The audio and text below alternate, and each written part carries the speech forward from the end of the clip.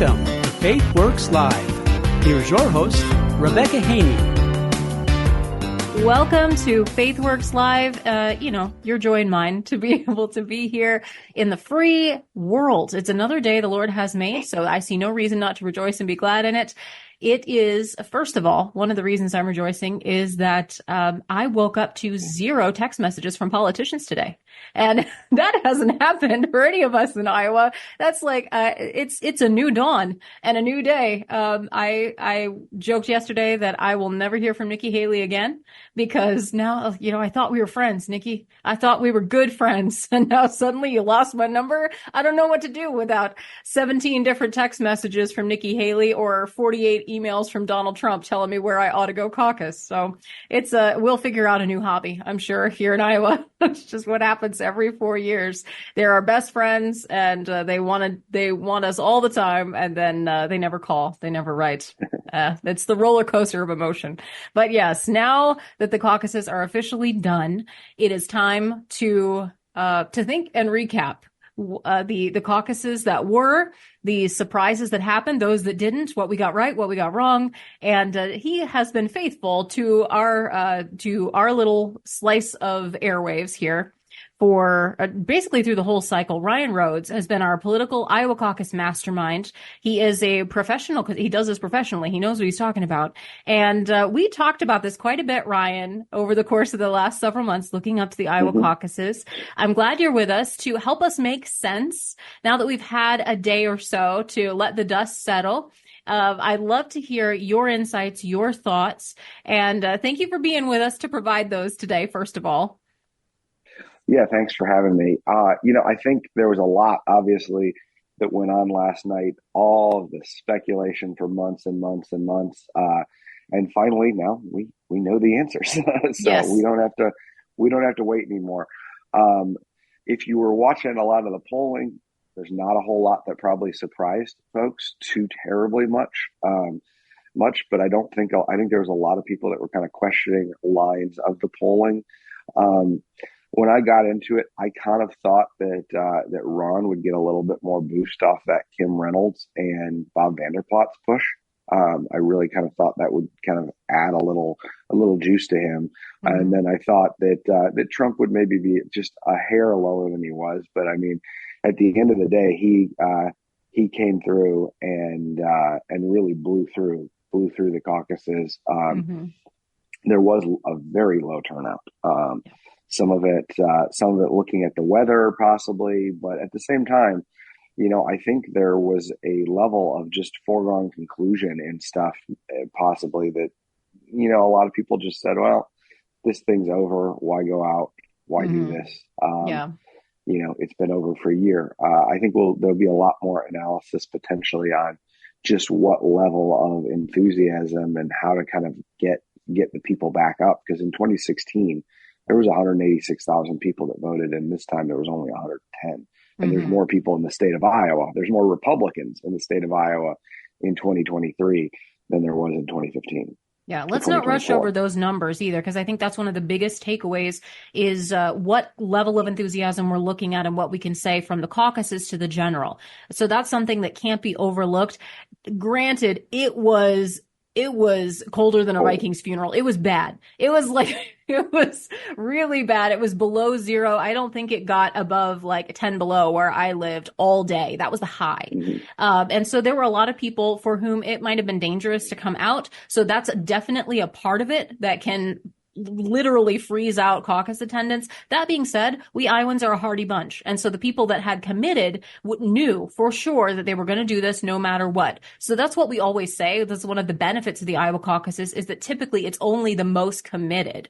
We see the level of enthusiasm and commitment to specific candidates based on caucus turnout because it is a little more challenging. It's also a lot more of a time commitment for anyone that's not in Iowa listening. It takes a long time. There were people that were showing up and were like, what, you mean we can't just roll in, sign up, and vote and leave, because that's not the way that we really do things. We have candidate speeches that take place beforehand. It's basically like a political meeting or event, and then we in our precinct here in Boone County didn't even get to vote.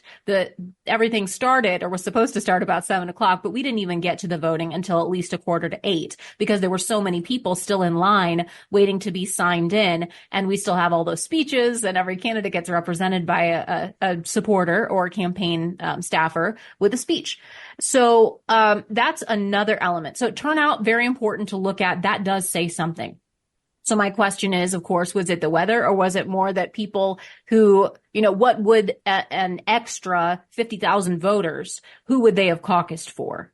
And I don't know if it's all just like more gravy on the Trump train, or if that costs some of the other candidates their margin in those staying home. Do you have any thoughts on that? I was looking at some of that stuff briefly, and it's a little interesting. I think in even rural areas, there was a pretty significant amount of turnout. I mean, rural areas while there may have been some small fall off, did not see, from what I can tell, did not see the level of fall off that suburban areas did. And those are probably the harder places to get to be completely honest. With some of the roads not being as plowed, or, not having that easy access there. Mm-hmm. They've got to drive more than 2 minutes, so I think that probably goes, and Trump really, really blew it out in the rural areas. I mean, he absolutely crushed in those areas. So it's hard to really speculate beyond that. I mean, I think it's possible. It might have been, it really might have hurt Ron a lot, and possibly, possibly maybe a little bit of Nikki, but Nikki really got a boost by Democrats. I mean, yes. She didn't even have a caucus speaker in mind, but there was people in there that were known Democrats that came to vote for Nikki. In Iowa City, there were precincts where Nikki basically almost won the precinct, and it was all Democrats who showed up and re-registered. I heard stories of that all around. So when you want to get down to, if the Democrats had their caucus as well, we might have had an even lower turnout, and we likely probably would have had, Nikki likely would have been more like at 10% with the date, as opposed to where she was, because the people I saw, I don't think they were people that are coming, they're going to go, oh, we've moved from Democrat to Republican and issue based, we got to stop Joe Biden. No, they were just we have to stop Donald Trump camp. And kind of that, like, Nikki is the one that can go up there with the media messaging. So I do think that played a big factor into Nikki getting almost neck and neck with Ron DeSantis. Yeah, that I think was one of the surprises of the night as well. I had 1, 2, 3, 4. I mean, that doesn't surprise me. I was really hoping that there would be this big Iowa surprise that would send a conservative message to say, we pick Ron DeSantis in Iowa, and then that forces everybody in the race to go over to the right, or to clarify their messaging to be more conservative at the very least. But that's not how it turned out. And I was surprised that Nikki Haley did as well as she did, mostly because none of the Republican circles in which I run, none of my people were really that enthused about Nikki Haley at all. And we're just waiting until, like I said, the 17 text messages a day just go away. But unfortunately, I think, and I have actually been questioning that for the last several months, is the impact of Democrats voting over for same day registration. And people are like, oh, that's really not going to happen. They're going to be focused on what's going on. And that did happen. And I've heard many stories, like you're saying, Ryan, that Democrats decided that they could, and I'm not sure exactly what the end goal of that is, other than maybe it's an anti-Trump vote. But I have been wondering what the impact of that would be. I think we saw that in Nikki Haley gaining almost to equal support with Ron DeSantis, not quite. So the final tally, when you break it down, was Donald Trump got 51% of the Iowa caucuses, which is a majority, pure majority. And that, someone brought this up. It may have been Ben Shapiro who brought up the simple difference that it makes to have, to go from 48% to 51%. It still would have been a victory, but even, just that little bump, the optics of going to be over 50%, like that's something that you tout as the landslide victory. So I find that really interesting, just how different it looks. Again, that inevitability, this like the primary's over, coronation time, which of course was their narrative like 6 months ago before any of us even got near a ballot.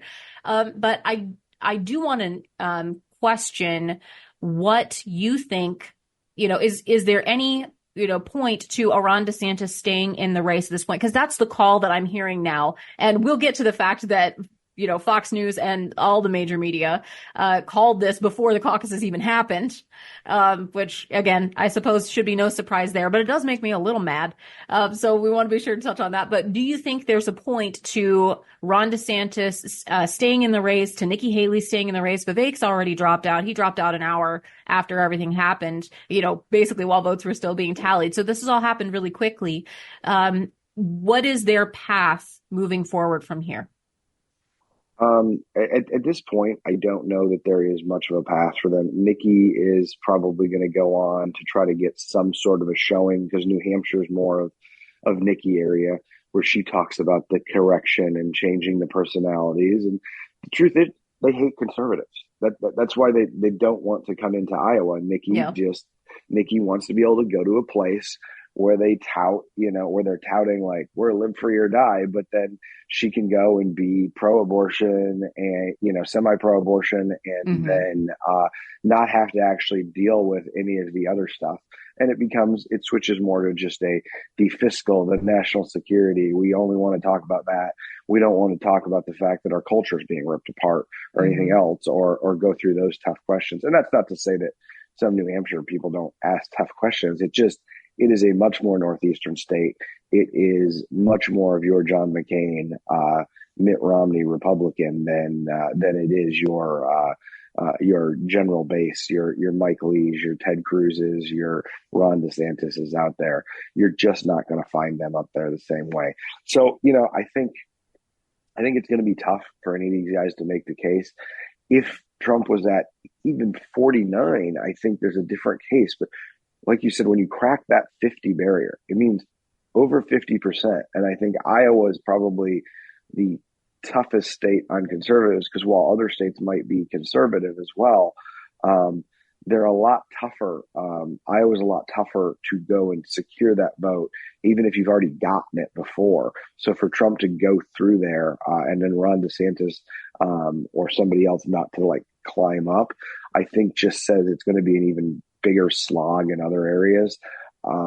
It's been kind of clear that his Trump's kind of incessant hammering on him with the sanctimony and all of these things, like on a personality wise, Ron's personality hasn't really been able to overcome that in a way that shows a lot of charisma. And for good or bad, I mean, for maybe not that necessarily a good thing for us on an issue based thing, politics is very much still a celebrity sport, and it's becoming more and more of a celebrity sport. So you can be the best governor, you can have the best issues, but you're also going to have to get out there and just jazz some people up. And unless he can start doing that, I just don't. I think he just continues dropping, and people start. I think he may get a pass through New Hampshire and South Carolina. But after that, it's going to be very, very hard for him to continue with the drumbeat of people just hammering and saying he's out. Now, the establishment wants Nikki, but because they think Nikki can take up can take up that gap. Yeah. I actually think that's the opposite thing, because a lot of people who voted for Ron are never voting for Nikki. They'll go back to, even if they're upset, they'll go back to Trump, or they won't vote. And Nikki will have her only floor and ceiling. She doesn't take up a bunch of that. Well, and that was going to be another question. I promise I'll get to the impact of the media and was it election interference or not. We will get there. But you mentioned something that's almost like a little like Pavlovian dog whistle to me, and that is the celebrity over substance debate that happens in politics. And I think this was one of the reasons why I was very leery of Donald Trump coming up in the 2015, the knockdown drag out fights that we had in that primary cycle. And one of my major concerns about Donald Trump was that he was all celebrity, all flash, and no substance, or that he was actually, kind of a stalking horse, that he said things that he didn't really believe in terms of issue positions and all of those things. About which I will say, just for the record, that I was pleasantly surprised that I was wrong in some of those areas. Like, he did stand for life a lot more strongly. He did stand for, the American prosperity, obviously, and some of the basics of religious freedom and freedom of speech a lot better than I thought during his administration. So way to go. But I do see that he and his impact has really driven, and it is, I don't think he's the cause of it. I think he's just kind of like a weather vane, and he tells us where the culture is. He's shining a light on where we are as a people, that we want more celebrity. We want more style. We want personality. We want entertainment. Above all, are we not entertained? That's what we're looking for from a leader. And I look at someone like a Ron DeSantis, and he compared himself, I think, to Calvin Coolidge, which was very apt. And most Americans don't know who that is. Like 100 years ago, Calvin Coolidge was an excellent president, who I think is actually amongst conservative circles having that kind of like a resurgence of popularity, because he did a good job, but he was not a flashy orator. He was an executor. He was a manager. He did what he needed to do, and constitutionally he respected those boundaries. And he said, I'm just here to do my job and to do it well, and because I love my country, and I'm just going to try to govern well. And that's who Ron DeSantis reminds me of. I think that's an apt comparison. I think that's not what people are begging for right now, because we are a culture that loves to be entertained. We want to laugh. And Donald Trump is an entertainer, first and foremost. And I think there are people that, I don't know if they see themselves in him, but they definitely love the show. And I'm not sure how much of that, like, we talk about issues, but I think a big part of it is just that Donald Trump is so entertaining, and we just want to see what he's going to do next. We want the drama. And for as many of us who were saying this is going to endanger our chances in the general election, all the lawsuits, all the, he goes out on stage, you never know, the wild card, you never know what's going to come out of his mouth next. I think a lot of people actually really enjoy that. I think that might be a benefit to Donald Trump for some of his support base, because they see him as maybe, not the clown, but the warrior. In a weird way, he's positioned himself as the one guy that is going to stick it to the media, even if someone like a Ron DeSantis has a better record, or Vivek is a better speaker, and he can make those arguments way more effectively in terms of issues. The people pick Trump. Yep. Well, and I think that's, if you look at this all over the place, you look at Carrie Lake, okay, and it's not even it's not a knock. She's very, very polished. Yes, polished up there. You get out there, and she's running, and she like kind of blew through that primary. But you had that celebrity. There was a celebrity value to her, and I think now she had a lot of our issues that were very great as well on there. But what you're seeing over and over is that you have to more and more, instead of just being able to execute, either you better have the piles and piles and piles of money to, make it through some other area. or you better have some pizzazz. You better get out there and put on a show and really get up there, be that media darling. I mean, that's really where Vivek climbed through. And I mean, 8% is not all that shabby showing. There's a lot of people who don't even make it to the caucuses there. And so for him to come out of nowhere as, a 38-year-old and actually go and get that level of percentage and get that kind of like pop, I mean, he knew how to play that thing. He knew how to get on Fox News and hit the tune and and orate and that stuff. Ron, a lot of times, he almost got lost in a lot of that. And then I think Ron, many, many times, if you even look at the last debate, well, everybody goes, oh yeah, he beat Nikki. He hit her. Yeah, but even a friend of mine's daughter came out and she's like, DeSantisLies.com. She's like, that's what I remember. I don't like Nikki, but DeSantisLies.com. And they're Wow. like, well, because she just hit it over and over, and it Yeah. sounded whiny and it sounded all of that. But there is something about going over and over and over. And Ron just kind of goes, look what I did. I did this. You should want what I did, and then move on. And then, oh, well, I also did this. And then if you were to ask a lot of people, well, what was the thing? Well, Ron's a good governor. And that's kind of what Nikki said at the end too. But why are you getting it? Where is that lane in there? And I think that's something that he, no knock on him for being literally a truly great governor, saving us from a lot of stuff and doing well down in Florida.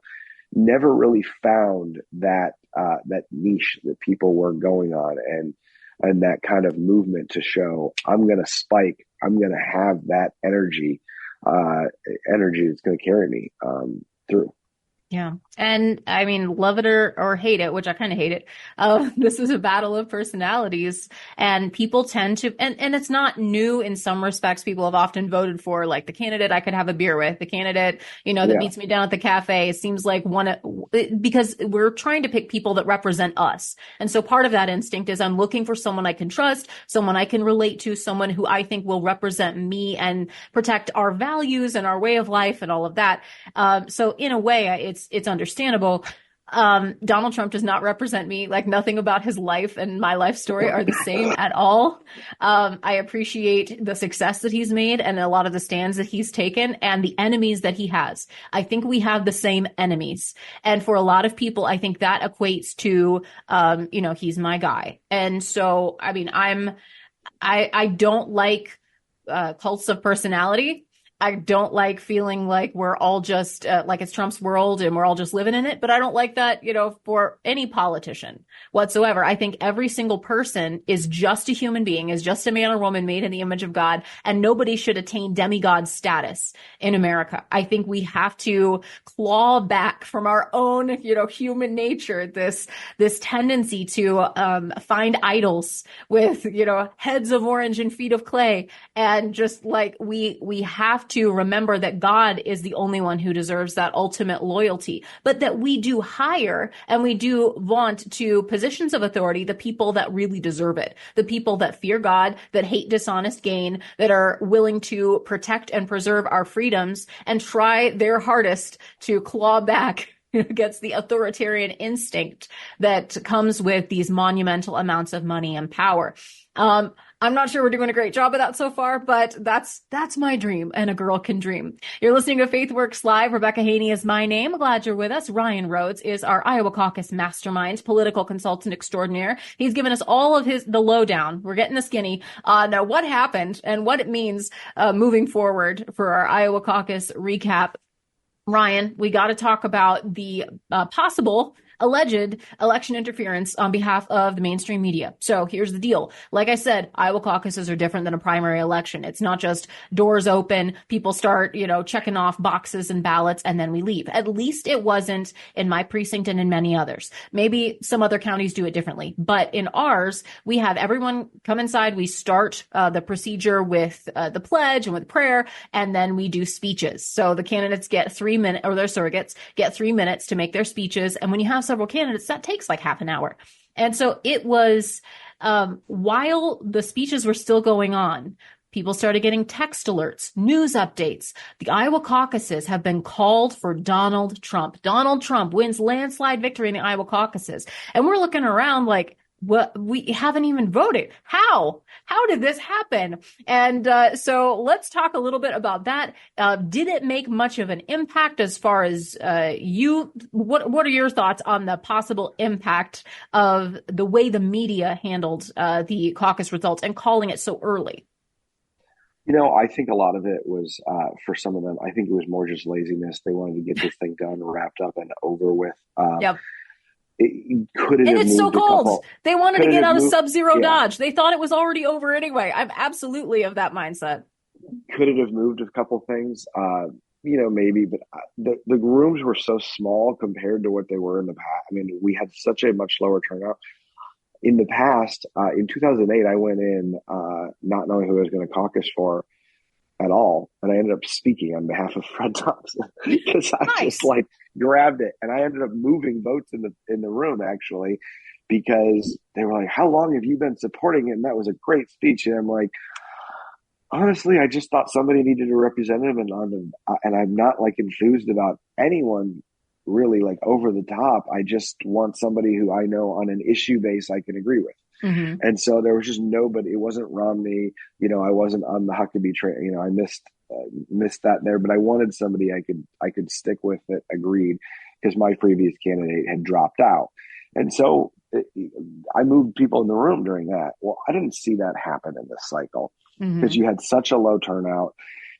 I think everybody walked in and pretty much wrote their thing on a piece of paper, and we're just waiting to go, okay, please get up there, speak, let's get this over with and be done. So I don't know that had as much of an effect as the incessant over the course of a long time they had. He's up by 30, he's up by 40, he's up by 50. Yeah. I think that type of thing, and to the Trump campaign's very much credit, they really harped on that. We're like, why are you even in this race? Why are you even in this race? We're killing you by 40 points. And DeSantis never really had an answer to that. Nobody really did. Nikki didn't.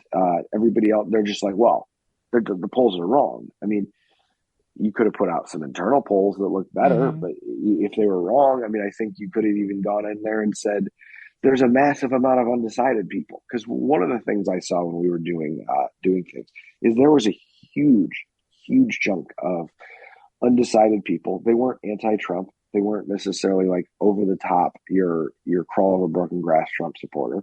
They could have potentially been persuaded of it, but they just kind of were checked out. They just kind of didn't fully care. And I think what we saw in that turnout was they just decided, I don't need to do any of this stuff. It's already done. And so that undecided voter that was a large chunk all year just became a not voter. And I think that was a big factor. And I think any media kind of factor came more before this than after. I mean, while it didn't make the difference between first for Ben and later, I think the Ben Carson, dropping out article made a bigger impact than this particular, tweet or whatever, because there were people fighting more.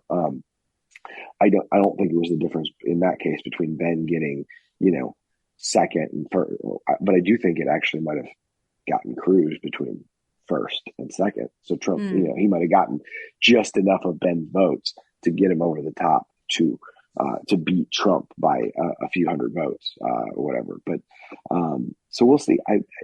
It's very, very hard to see. I didn't see anybody. I saw it. People were still speaking. It seemed weird. I was like, how are they doing that?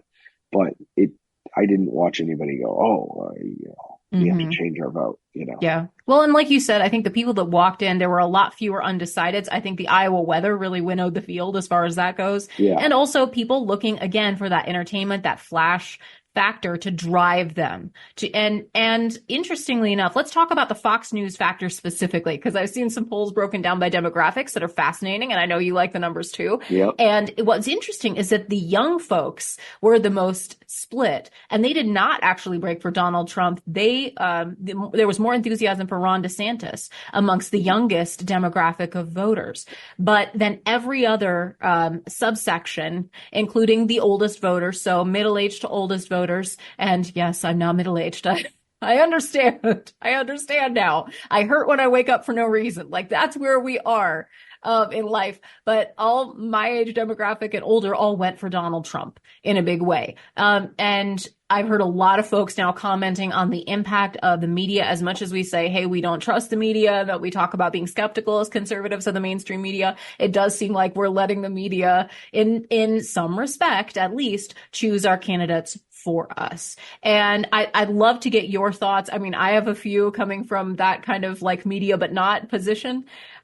So what do you think about what some are calling the Fox News factor? I mean, I think you get on there, you go, they're promoting you, they're setting this up, they're setting a news narrative out there. I think they lost a little power with Tucker, but also think Tucker, in going the route he has, could have maintained more power and had a larger impact. And I don't necessarily think he did in this cycle so far. That doesn't mean that once his stuff starts coming out more that he won't be able to. But yeah, Fox just went, I think they were able to give Nikki a big boost amongst between the Democrats and Fox News. They made a irrelevant campaign relevant. Somebody who nobody had really cared if you went a month before, and you got to take your momentum where you can get it. Sure. But if you went like a couple months before, they maybe had 20 people in the room and were trying to get every other staffer that they had to sit in the chairs to fill it, or, let's go to a restaurant where it's already half full type of thing.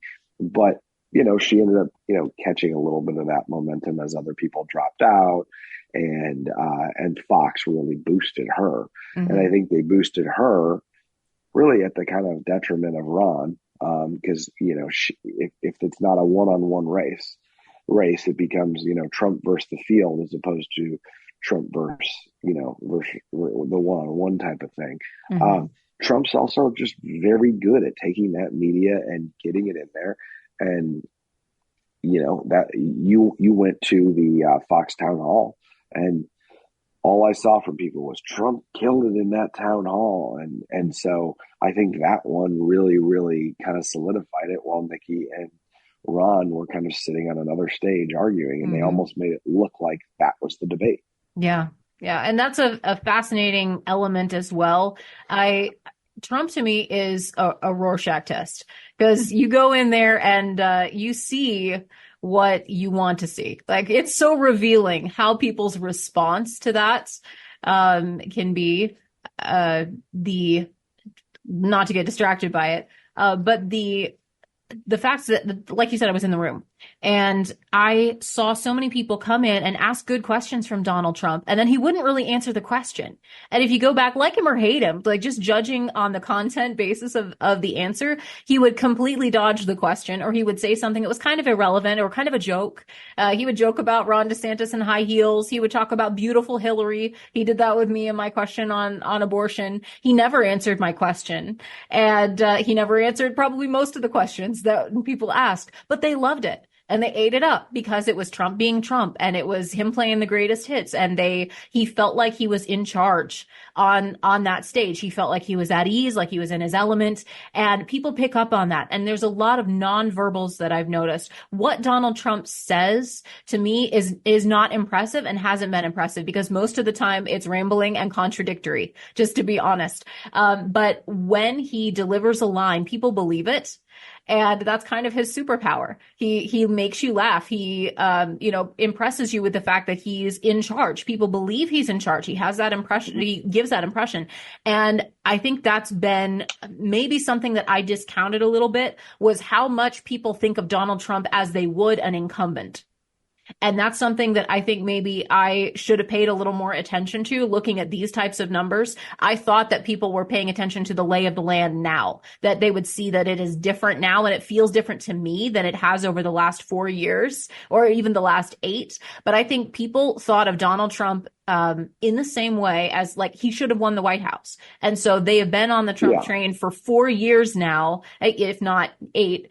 And they say it's his time. It was stolen from him. And now he, needs that opportunity for the rematch, because that's like justice in their mind. They're achieving the just rematch that Donald Trump deserves. And there's a lot of loyalty there that's very hard to shake. Well, there's that. And then there's the idea that if you let it happen to him, it'll happen to anyone.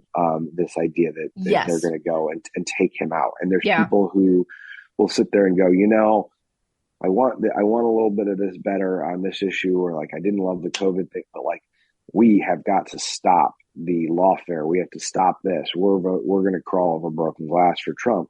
The other thing you saw in the exit poll, which is a lot of people were filling that out. I filled out the exit poll at my precinct, and they asked, do you believe the 2020 election was stolen? 63% of the people who voted said, yes, I was one of those 63%. I do believe that they stole it.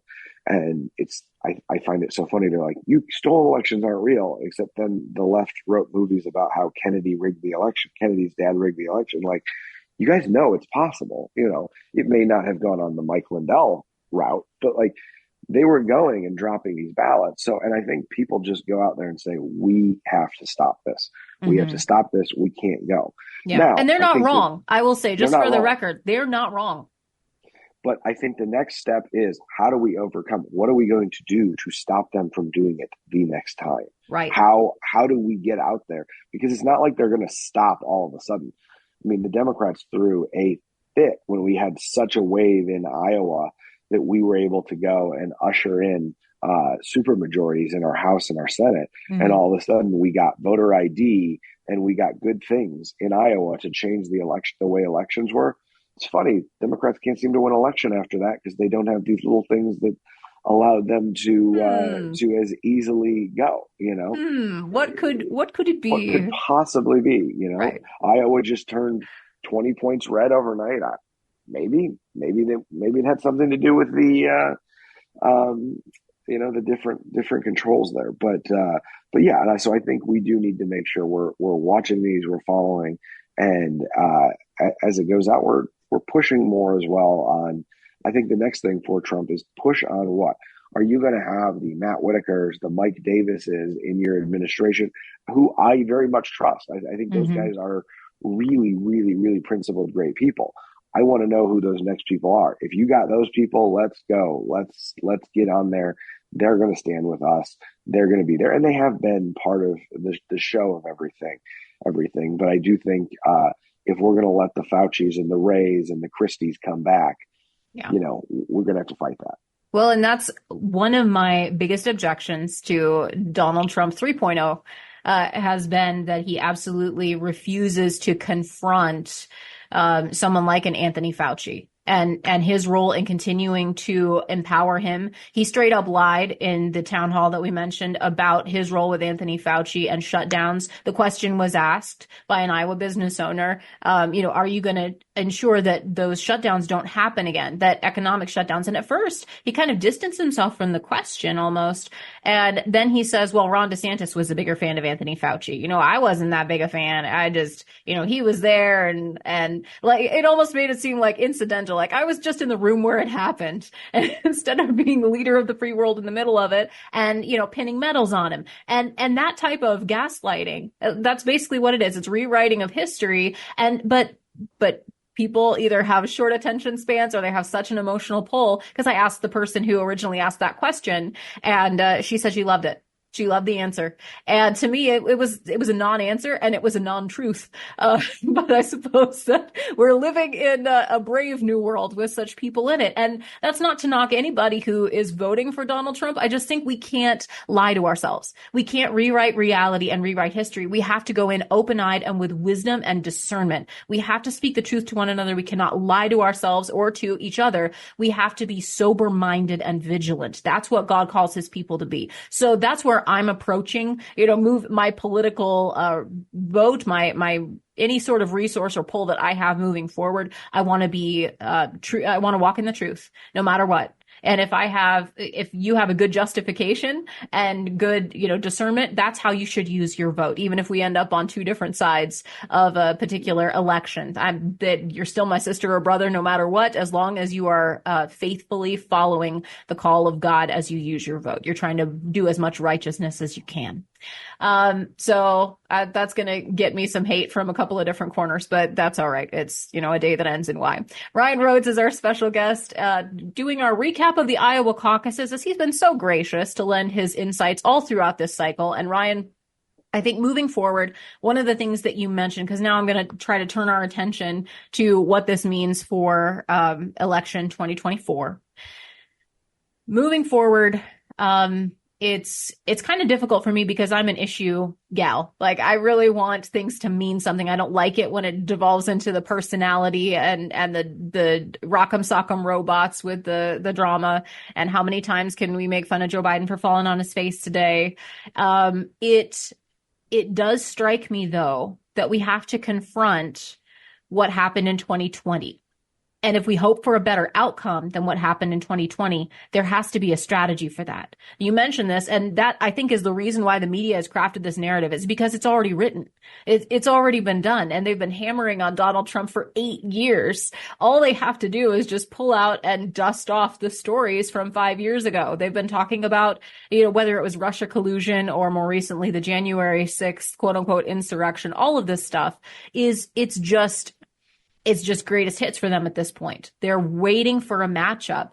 And for Republicans, if you believe the election was stolen last time, the face-off between Donald Trump and Joe Biden did not go the way that you expected it to go. And we can say, hey, that it was stolen, it was rigged, none of this is right. But at the same time, we're living in a reality when Joe Biden is at 1600 Pennsylvania Avenue and Donald Trump is not. And so what happens if we have a rematch, if in fact Joe Biden makes it by some miracle to November of 2024 and he's facing off against Donald Trump? How is this going to end up any differently than 2020? And what's the strategy as far as Republicans, conservatives, people who love their country? How can we, prevent the same thing happening all over again?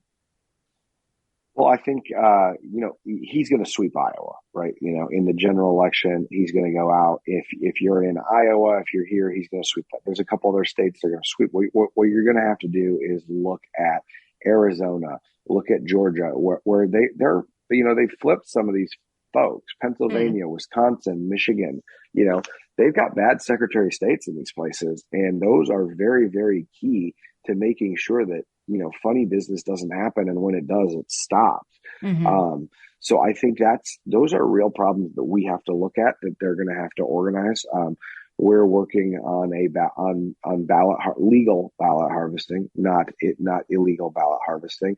But the other thing I see, and I have a feeling the closer we get, the more hostile this is going. Like the Democrats are not going to put their Trump derangement syndrome aside, and Republicans are not just going to go, oh, they would never steal it from us again.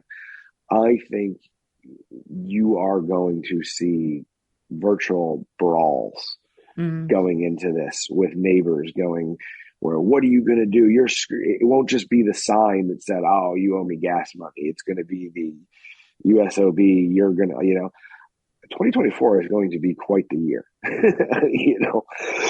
I don't think, I'm not saying that, that I'm sure, I certainly don't want that. I hope Trump makes the case, gets out there and makes the case that he's going to bring mourning back to America, and that Joe Biden is there without us getting to that. But I think there's so many people on that last gasp of, what can I do? How can I do this? The lawfare, they just don't care. Right. They constitutionally will just run us over they don't care about the Constitution. They'll just run us over. They'll just steal it. They'll just lock us up. We want our retribution. And I think that has been the Trump thing. And I think that's what people want to see out of him. But how do you get there? How do you get elected and then get the right people in so that we can actually fix a very, very, very corrupt government?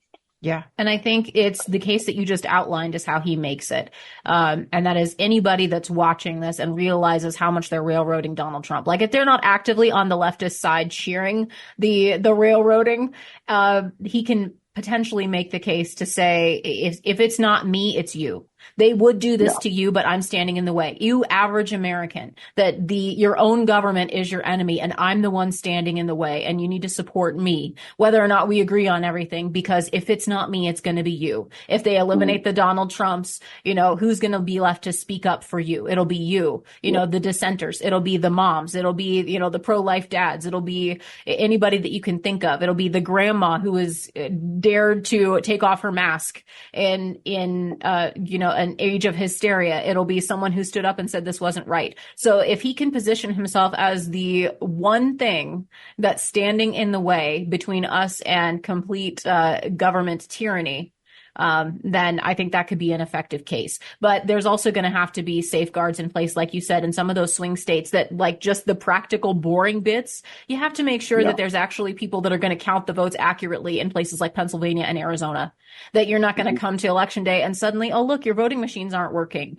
I'm not one to spread paranoia, but I'm just saying I'm a coincidence noticer. It is a fascinating coincidence that every time Democrats want to get ahead in a race, they claim that the Republicans are committing voter fraud or trying to tamp down on the vote. I'm like, that's interesting that it's on your mind. It's real fascinating. I mean, all you have to do is ask Governor Stacey Abrams or President Hillary Clinton whether or not they believe in election integrity. It works when it works for them. And so we can't be blinded to the fact that there's always been a margin of cheating, but it got real bad in 2020 because we were all scared and we allowed it to happen. And in many ways it was unprecedented, but I think we have to just be as sober minded, like I said, as possible, that we can't allow our fear to force us to comply with government tyranny anymore. I don't care where it's coming from. Just in general, we have to stand up and gird ourselves and be ready for this, and not to put up with any more shenanigans. No, thank you. No.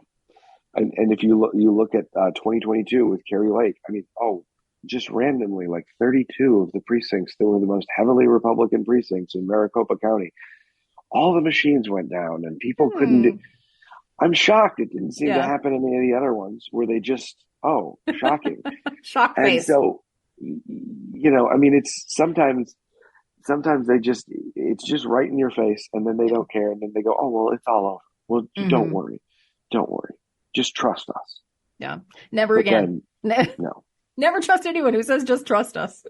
Yeah. Pearls of wisdom for the day. Carrie Lake, by the way, since you dropped her name, you do win the bonus round for my pick she's on my top two. I think Donald Trump is going to talk about VP. I think it's Carrie Lake, who, you could definitely do worse. I think she's a very competent and polished, very intelligent defender of the principles that she puts herself in mind to defend. So she's a very articulate spokeswoman and very smart.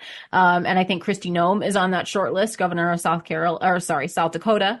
And makes it over to Iowa more often than not. So we know her pretty well, and a lot of people have opinions about her. Anybody else you think is a wild card in the ring that we should watch out for? Well, my short clip list at the top of it is my old boss. He is not seeking it, but Ben Carson, I think, would be a phenomenal choice. He is not seeking it. He does not want it, which is all the more reason we probably need him to be able to go, and as well clear the field for 2028. We don't need to take somebody else out there. Let's let 28 be a reset after Trump gets 4 years or something like that. Ben would just be vice president and then not run again because he doesn't actually have the desire to do that. But I think he's proven that he was loyal. He's good. He's solid. It helps on the evangelical side. It helps on it. He really brings a lot to the table, and he does love this country and care about this country. And I think that would be a very, very smart pick. You could do much different. I do think there are a couple others that are probably thrown in the thing. I know, Nikki Haley's trying. I'm told there's no way that Nikki's really going to get it. Thank goodness. Vivek obviously got on stage with him, and then I think Sarah Huckabee would be a dark horse out there in that he really liked her. She's proven to be a solid governor, and our base very much likes her. So I think that is another one that could pop out of there. That's fascinating. Well, we shall see. It shall all become clear. Now we see through a glass dimly, but then face to face. So that's the hope that I'm looking forward to. I promised that we would end on some hope when we started this discussion. And Ryan, I think as much as, maybe we might have been personally a little surprised at some of the results, what happened. And none of this takes God by surprise. And I remember the thought that has comforted me and has, I guess, just grounded me, so to speak. It's not like I'm, it's not a national tragedy. Whatever happened. But what grounds me is remembering that our king is seated on a throne, and he's not pacing, anxious. He's not, worried about what's going to happen. He is seated and steady and reassured and rock steady, and he never changes. And I think ending the verse of the day that I think best fits this is describing that in Hebrews 1, describing Christ. He is the radiance of the glory of God, the exact imprint of his nature. He upholds the universe by the word of his power. And after making purification for sins, he sat down at the right hand of the majesty on high. And he is our king. He sits, he reigns, and all is well. And that's all I have to say about that. Ryan Rhodes is our excellent guest. Thank you so much for your analysis all throughout the caucus cycle, for your recap today, for battling, for being down with the sickness. We really appreciate your wisdom. No, not at all. It's you win MVP for the day. Thank you, Ryan. And all the best to you. I'm sure we'll catch up as we go along. Anytime you have a spare minute and want to lend your valuable insights to the show, you're always welcome, my friend. Thank you. And thank you for listening to FaithWorks Live. It is our joy to be able to talk about what it looks like to live out our faith. And that means in elections, that means in the everyday. So thank you for joining us. And until next time, we have a mission. So let's be about it. Our mission is to love God, to serve people, and to live free.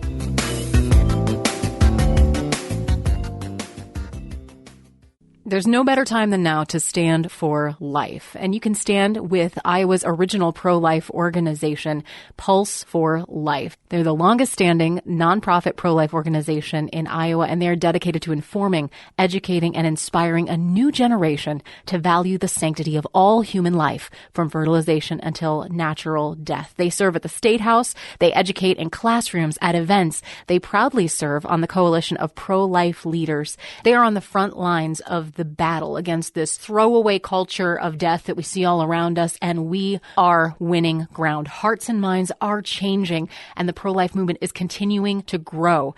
And you can be a part of the exciting things that are happening right here in our own backyard at pulseforlife.org, and get your finger on the pro-life pulse. Sign up for their newsletter, find ways that you can make a difference, and how you can change hearts and minds with their pro-life apologetics course, pulseforlife.org. In today's world, security has never been more vital. And at FaithWorks Live, we're proud to partner with VeriGuard Security. It's a professional physical security service, and they're really raising the bar in security and private investigations. Whether you need a team of professional officers to protect what you have worked hard to build, or their mobile security units for multiple properties or large locations, from business or corporate properties to your home or neighborhood. Perhaps you've got an event coming up. They secure quality security coverage for events large and small, because it's about peace of mind and protecting you, your family, your team, and your property. Settle for nothing less than the best when it comes to your security. You shouldn't have to compromise. When it comes to security, you can trust VeriGuard. Contact them today at veriguard.us. That's VARA guard.us. For security service, you can trust VeriGuard.